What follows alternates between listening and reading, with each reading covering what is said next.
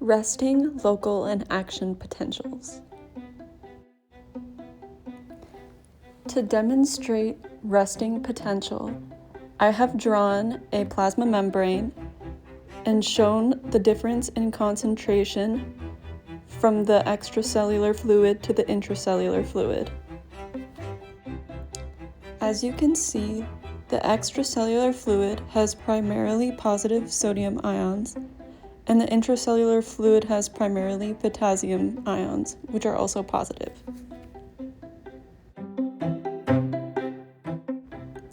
In addition to potassium ions, the intracellular fluid also has cellular protein, which is negative and gives it a negative nature.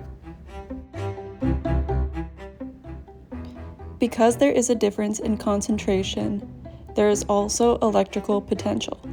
Since there is currently no electrical current, it is resting, and the value for the resting potential is negative 70 millivolts. The difference in concentration is maintained by sodium-potassium pumps. These protein pumps run non-stop and rely on ATP to transport sodium out of the cell while letting potassium in. These concentrations allow for a state of readiness before an electrical current comes through. Within the plasma membrane, there are also sodium gates and potassium gates. With sodium gates, sodium in the ECF wants to go to the less crowded ICF, but it can't until the gates open after stimulation. You can see in my picture, there's a little ball representing the chemical stimulus. When the gates open, sodium ions pass into the ICF and disrupt the negative charge. This is also known as depolarization.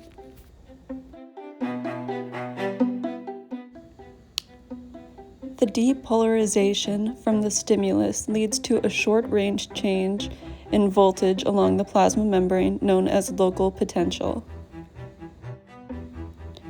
Local potential varies in magnitude and gets weaker as it moves on. As the name suggests, it stays local to the dendrites and the soma.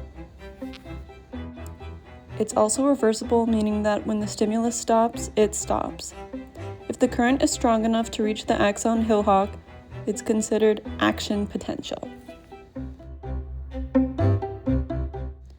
As I said before, action potential occurs when the current reaches the axon Hillhock, where there is more sodium gates. This is where rapid depolarization begins, and when the ICF reaches negative 55 millivolts. It peaks at positive 35 millivolts, and then the sodium gates close, the potassium gates open, and repolarization begins.